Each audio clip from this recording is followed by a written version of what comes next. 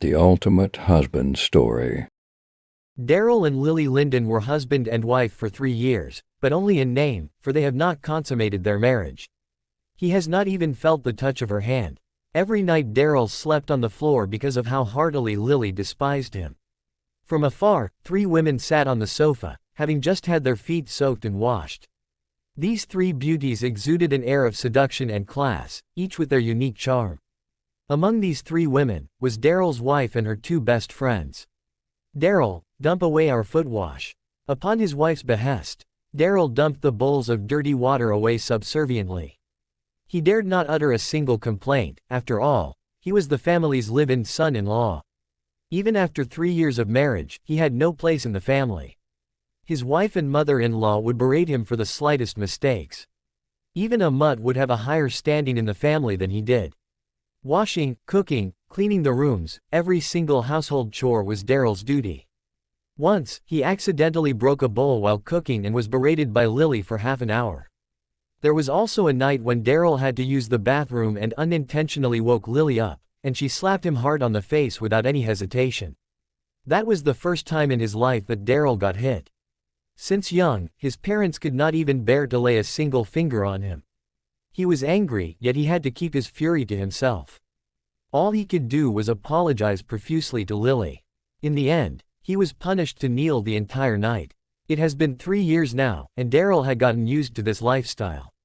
Who else did he have but himself to blame for becoming a live-in son-in-law? Worse still, having lived day in day out with Lily for 3 years, Daryl found himself unwittingly in love with her, even though he knew full well that she despised him and treated him like trash. Daryl was initially the second eldest son of the Darby clan, known as the largest clan in the Jongnon region. 3 years ago, he had used $8 million in cash to purchase an 8% share in a company called Southeast Petroleum. During that time, hundreds of members of the Darby clan had scolded Daryl. Some called him mad, some even accused him of harboring bad intentions, wanting to siphon the family fortune for himself. Ultimately, the clan agreed in unison to disown Daryl, including his parents, and erased them from the clan records. During these 3 years, Daryl felt the volatility of relationships. Old and dear friends were constantly looking for ways to avoid him. He had no choice but to resort to becoming a live-in son-in-law for the sake of his livelihood. He has never mentioned this matter to a single soul, not even to Lily. "My dear Lily, you've certainly trained your husband well," said Jade, one of Lily's best friends. Lily let out a cold chuckle. "Are you talking about Daryl? The mere sight of him disgusts me. Other women marry into affluent families. Meanwhile, it's just my luck to be stuck with a piece of trash like him. Look at how uncouth he is. Just one look is enough to tell you that he's a peasant from the countryside. Bringing him to the Linden clan's annual gathering tomorrow would be an embarrassment." Jade could not help but sneak a glance at Daryl. Indeed, all he had on were bargained goods, looking absolutely shabby. Jade laughed. "All right, Lily, enough about him. On a more serious note, I heard that there have been some issues with your company lately?" Lily nodded solemnly. "Last month, we lost millions trying to start up a fashion business. Now the company is short on funds and is in dire need of $5 million. We've got to find an investor within a week to finance our company." "My dear Lily, who's willing to fork out $5 million in a week to finance you?" sighed Jade. Lily did not reply. Instead, she noticed that Daryl, who had completed his task, was eavesdropping on their conversation. She shot him a sharp stare and said coldly, "Daryl, who said you could be here? Get lost and have my clothes washed." "Wash my jeans too. They're in my luggage," chimed in Jade as well. Daryl dared not complain and proceeded to place their clothes into the washing machine along with his. Tomorrow was his high school reunion, and he had to put a little effort into looking presentable at the very least. As he was thinking about the reunion, his thought was interrupted by the buzzing of his cell phone. He checked his cell phone and saw that he had received a text message from a number ending with 6 8s. His eyebrows furrowed upon seeing the number. "Isn't this the Darby clan's number?" he thought. Daryl opened the message in curiosity and was shocked by reading it. "Oh, our second young master, please help our clan. The Darby clan is in dire need of funds, and we really need your financial support." Preposterous. Daryl furrowed his eyebrows and thought to himself. Just 3 years ago, I was banished by the clan, And now with nothing to my name and $20 in my pocket, they want my financial support? What use am I to them? Daryl's thoughts were once again interrupted by the buzzing of his cell phone. It was another message. Young master, please, I'm begging you to help your clan. The shares you bought 3 years ago have turned a huge profit. Please, we're doomed without your support. What? Daryl was taken aback by that message. He quickly took out his Amethyst Bank black card at a speed he never knew he had. The card had been in a state of disuse for 3 long years. It was a status symbol for the rich, for every card has its own dedicated customer service representative. He hastily dialed up the bank's customer service. "Greetings, Mr. Darby. How may we assist you today?" answered a sweet feminine voice. "Quick, give me my account balance." "My pleasure, sir, please wait a moment," replied the lady. Within seconds, the lady spoke again. "Mr. Darby, your total account balance has a large sum above our checking limit. If you could kindly come to our bank's VIP section with the appropriate identity verification, we would be glad to assist you."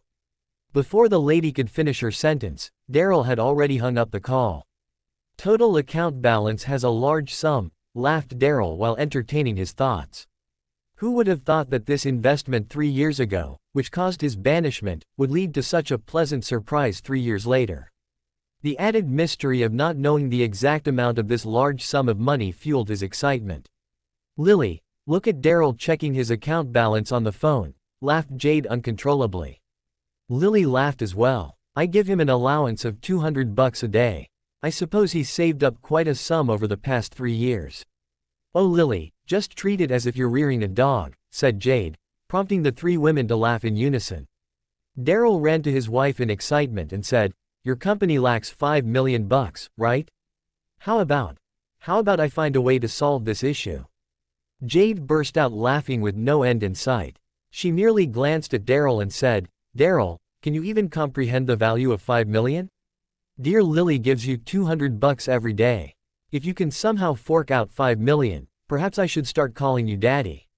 "Oh really?" said Daryl with a sly grin. "In that case, you better keep what you said in mind."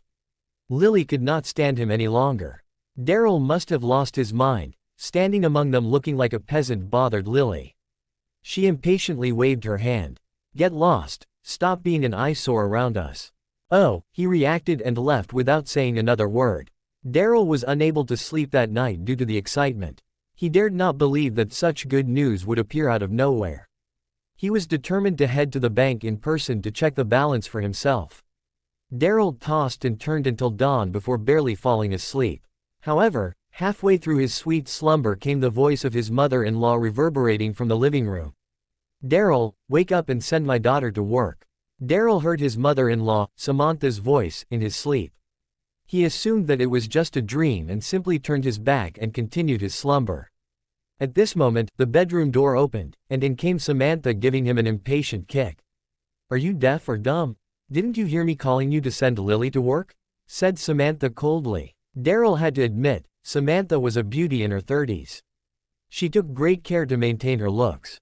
Daryl drowsily got up from the floor and stared at Samantha with a dumbfounded look on his face. "After 3 years of marriage, not once have I gone out with Lily, for she found me to be an embarrassment, and now out of sudden, she wants me to send her to work." Daryl thought to himself. It was right at that thought when Lily herself came into the room, dressed in her business attire. She stomped her feet in a rush. "Are you deaf? Be quick, or is it that you're not willing to send me?" I'm willing. Daryl said. He nodded his head non-stop. He hastily put on a change of clothes, got on his electric bike, and drove Lily to her office. Lily was filled with fiery rage due to her company's lack of funds and the urgent need for a $5 million investment. However, she was not able to find an investor, and now her company is facing bankruptcy. An emergency meeting of shareholders was called to deal with this issue, and as the general manager of the company, her attendance was mandatory. It was only when she stepped out of the door in the morning that she realized that she had lent her card to Jade. As a last resort, she had no choice but to have Daryl send her to work. "Can't you go any faster? I'll be screwed if I'm late," said Lily impatiently at the sight of Daryl's slow-moving vehicle. As the words left her mouth, Lily began to regret them. Daryl through his sheer will pushed his busted-up bike through its limits. The speed of the bike was too much for Lily, and she could not help but hold on tight to Daryl's waist. The sudden hug caused Daryl's body to quiver all over. This was the first time they had physical contact with each other. A surge of excitement welled up from within him from Lily's pressure on his back, prompting him to accelerate his bike even faster. Eventually, the couple arrived at the office building's main entrance, and Lily breathed a sigh of relief upon their arrival. As she was about to get off the bike, came the thunderous roar of an engine. An Audi Q5 pulled up and parked itself beside the bike, and a man stepped out of the car. Ashton Adagio locked his car and adjusted his suit. He walked toward Lily and pointed at Daryl. "Dear Lily, who is this man?" "He's Daryl," replied Lily gently as she got off the bike. The wedding that took place between Daryl and Lily got the entire Donghai city shaken up. There was not a single soul in Donghai city that was not aware that the gentle and beautiful Lily Linden had married a piece of trash. "Oh, so he's that piece of trash," said Ashton with a cold snort. He took off his jacket and handed it to Lily. "Poor Lily, it must have been cold on the way here. Put this on. I've even gotten a gift for you." Ashton went back to his car and got out a rather fancy-looking box. The box contained a seemingly magnificent pair of high-heeled shoes made out of crystal. Whoever has it on would surely emanate a sense of elegance and class. Several years ago, the Darby clan was also into the fashion business, and thus Daryl got to know numerous renowned designers. If his memory served him right, this pair of heels was designed by a British designer, Mina, who named them the Worship of Crystal. Only 99 pairs were made that year, and all of them were bought upon release. They were mostly bought by prominent families. Even if one were to have the money now, it would be impossible to have access to a pair. The ones in Ashton's hands seemed like the real deal. But the production quality had some minor rough edges. It was obviously a replica. "Lily, I know that you've always liked this pair of heels. I've looked high and low but could not find the real thing," Ashton said as he handed over the heels to Lily. "Therefore I spent $300,000 to have this replica made. Wear them for now, and give me a month to buy you the real ones." "There's no need," said Lily lightly while accepting the pair of heels. "There's no way you can find the real ones for sale. Even if you did, the price would be outrageously high. A pair was sold for $30 million in an auction just last year. So, there's no need to waste any more of your time. I think this pair of replicas is already pretty nice." Ashton gulped. Indeed, with his total net worth of roughly $30 million, there was no way he could use it all for a pair of heels. All he could do then was let out an awkward laugh. It was at this moment that Daryl barged over, snatched the pair of heels, and threw them. "My dear wife, let's not take other people's stuff. If that's what you like, then as your husband, I shall buy it for you," said Daryl as he held onto Lily's arm, dragging her toward her office building. "Daryl, what the heck are you talking about?" They were standing at the main entrance of the office building. As general manager, she had to keep her temper in check. She subconsciously tried to free her arm, but Daryl's grip was too tight. "Stand right there," Ashton shouted in a hurry. The shoes cost him $300,000. He was not going to let it slide. "What's the meaning of this?" said Ashton as he strode to the couple, pointing and shouting at Daryl. "Do you know that, if you had broken this pair of heels, not even selling your kidney would make up for it?" Then Daryl told him, "First of all, Lily is my wife, stay away from her. Secondly, if my wife is cold, she can have my shirt." Upon finishing his sentence, Daryl grabbed Ashton's jacket and tossed it onto the ground. "And finally, anything my wife likes, I'll provide. A woman of her standard would not stoop so low as to wear replicas. Tonight I shall present her with the real Worship of Crystal. You're a real idiot. Even the replica costs $300,000. Judging by your wrecked bike. How dare you even pretend to be able to afford it?" Ashton was instantly filled with rage. As the heir of the Adagio clan, no one dared speak to him in such a manner for years until now. The most infuriating of all, Daryl went so far as to ignore him and dragged Lily into the building. Ashton kicked Daryl's bike so hard that it toppled over. However, his anger was not quelled, and he proceeded to give it a few more furious kicks. Meanwhile, in the general manager's office of Neptune's corporation, Lily sat on her office chair and gave Daryl a cold, hard stare. She was trembling with rage. Ashton was a real estate mogul, and backing him was none other than Jongdon's #1 clan, the Darbys. Neptune's corporation needed a $5 million investment, and Lily had planned to ask Ashton to be the investor. After Daryl's debacle today, Ashton would surely be seething with rage. Lily thought, I shouldn't have brought Daryl out. He has nothing to show for and yet has failures in excess. That's the perfect way of describing him. Why are you still loitering here? Get lost, Lily said coldly while glaring at him. Oh, mumbled Daryl, and proceeded to leave the office. Lily could not help but to get angrier at Daryl's indifferent attitude. Her hatred for him ground her gears. Over the past few years, her friends had married into affluent families. Their husbands were the cream of the crop. Even the worst among them had at least 2 houses and the best with a net worth of billions. Lily felt more and more wronged at the thought of Daryl. Her extended family would surely ridicule her again because of him during tonight's clan gathering. Who smashed my bike? Howled Daryl below the building. The bike had been with him for 3 years. Daryl rode it to get groceries every single day and now it pained him to see it in such a smashed and broken state. Without a second thought, it was clear that it was that bastard Ashton's doing. At that moment, a few ladies dressed in business attire walked by. They were employees of Lily's company, and they were now pointing and gossiping at Daryl. Look ladies, isn't that Ms. Linden's husband? It is him. I was there at their wedding. Look at him, mourning his broken bike. Those ladies could not hold back any longer and laugh at him. Daryl did not even notice their presence, and gently patted his bike. My bike, don't you worry. I'll avenge you for this, don't worry. While he was comforting his bike, he took out his cell phone and dialed his clan's number. Hey, it's Daryl. I'm willing to help the clan but on 2 conditions. First, get me the worship of Crystal. Next, there's a man named Ashton Adagio who operates under our clan, right? I want to see him with nothing left to his name. Right after the call ended, he received a text message from Lily. It contained only a few words. Tonight is the Linden clan's annual gathering. Get a new set of clothes, don't embarrass me. At a seaside villa by the eastern seacoast, where one can take in the entire sea view. It was here that the patriarch of the Darby clan invited Daryl for a meeting. Daryl sat on a rocking chair without a care in the world, while Darby clan's patriarch sat across him. This man was Drake Darby, Daryl's paternal uncle. Upon seeing Daryl's sitting posture, Drake let out a chuckle. Oh Daryl, even after all these years, you're still the same carefree boy. Uncle, let's cut to the chase. I have other matters to attend to tonight. You mentioned that the family fortune is in debt, so tell me, how much? Daryl picked up a huge cherry, placed it in his mouth, and started chewing on it. Well, it's not exactly a huge amount, drifted Drake while scratching his head. As the patriarch, surely he has been through a lot of important meetings.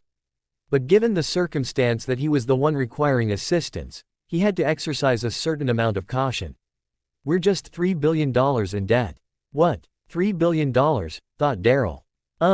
Uncle, I have other matters to attend to, I should be heading out, said Daryl gloomily as he stood up, preparing to leave. Oh dear Daryl, said Drake in a hurry. Daryl, our clan needs the funding. Without it, everything we've built would be ruined. The 2 conditions you've mentioned will be met. Ashton Adagio will be left with nothing by tonight. And the worship of Crystal is already on its way. Uncle, I want to help you, but where in the world would I have such an amount of money? Said Daryl, letting out a long sigh. Daryl, do you want to see our clan crumble in front of your very eyes? You have $3.2 billion in your bank account. Drake was truly desperate. We can't forget our roots.